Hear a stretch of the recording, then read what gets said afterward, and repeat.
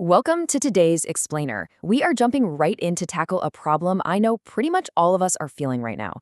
We live in this hyper-connected, incredibly fast-paced world where literally every single second is supposed to be optimized. We're out here listening to audio at 2x speed, chasing the absolute myth of inbox zero, and just constantly trying to squeeze a tiny bit more juice out of our day, aren't we? But what if I told you that some brilliant minds suggest our absolute obsession with maximizing time might be the exact thing holding us back? You know that sudden kind of sinking feeling you get when you pause and realize, wow, my days are literally just flying by clearing tasks? Is this really okay? We are basically all suffering from a collective burnout right now, and it's fueled by this endless pursuit of what's sometimes called TIPA, or time performance. It's this exhausting modern mindset where we judge the value of every single thing we do based solely on how much immediate output we get for the time we put in. And frankly, we're constantly bombarded by it. It's a wall of noise, that frantic search for the next immediately useful efficiency hack. But as we'll see from our source material today, there's a quiet, profound power in just daring to rest and shift your perspective. When we finally score a block of free time, our gut instinct is to fill it up with more useful know-how. But true growth, it actually comes from stepping completely away from that treadmill of immediate utility. So here is our roadmap for today. We're going to hit 5 key areas: the Typaism trap, finding passion through classics, learning non-conflict from the Tani Show, how to break common sense, and finally, the power of standing still. All right, let's kick things off with section 1, the Typaism trap. When we're constantly chasing productivity and trying to max out our time performance, we don't actually end up feeling fulfilled. Let's be real, we just feel anxious. We start questioning if we're even on the right path in life, but we're moving way too fast to figure out the answer. Time off is absolutely not an excuse to cram in more productivity.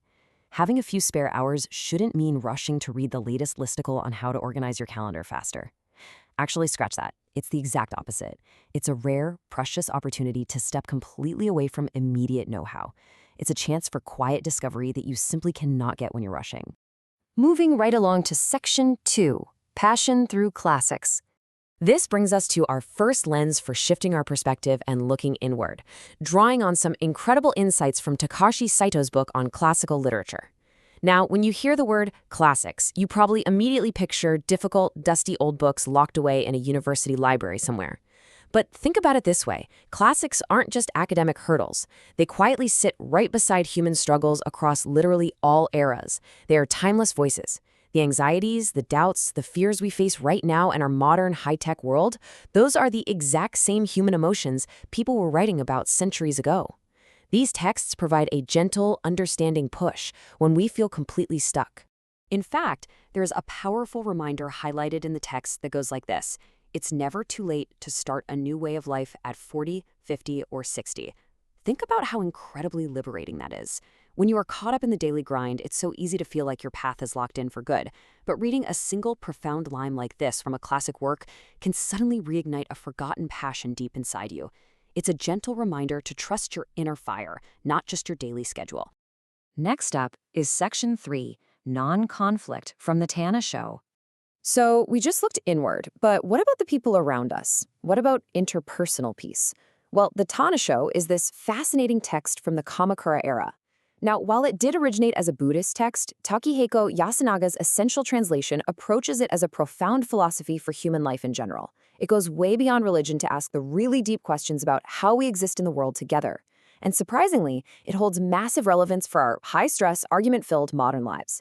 The absolute core takeaway from the Tan Show that we're focusing on today is this simple yet incredibly difficult concept: gracefully stepping away from arguments. The text teaches us that we shouldn't attack others, and honestly, just as importantly, we shouldn't fiercely defend our own correctness.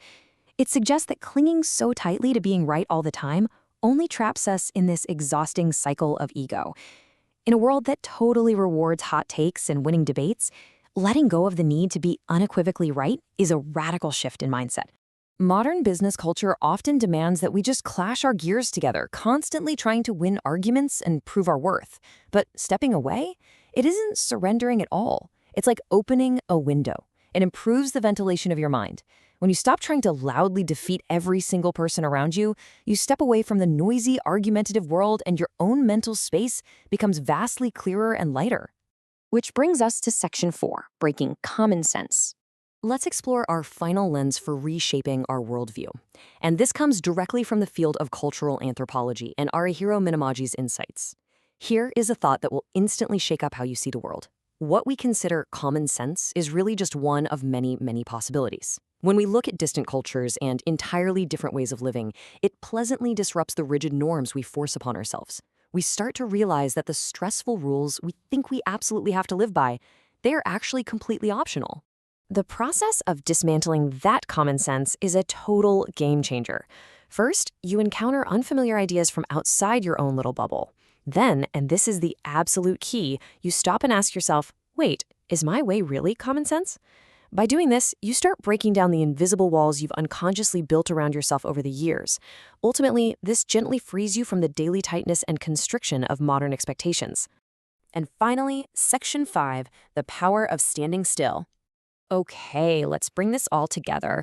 We've looked at ancient literature, philosophical texts, and cultural anthropology. Obviously, none of these offer quick little hacks for your inbox. So why are these non-urgent topics actually essential? Well, by stepping away from extreme efficiency, we first rediscovered our inner passion through the timeless voices of the classics. Then we found interpersonal peace by learning to gracefully step away from arguments via the Tawny Show.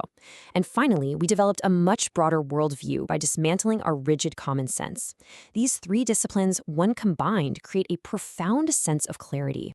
At the end of the day, the whole shebang boils down to this. Standing still clarifies the boundaries that were previously blurred. When you're running at top speed, chasing time performance, everything just becomes a hazy blur. But when you actively choose to pause, to engage with things that aren't immediately useful, and to really face your inner voice, the fog finally lifts. Standing still is actually the ultimate tool to sharpen your vision for the future. So I want to leave you with a final provocative thought to chew on. What will you stand still for tomorrow? What non-urgent, beautifully useless thing are you going to dedicate your time to just to let your mind breathe? Take a moment today to pause, reflect on everything we've covered in this explainer, and let that shape your week ahead. Thank you so much for joining me. Keep learning, keep questioning, and I'll see you next time.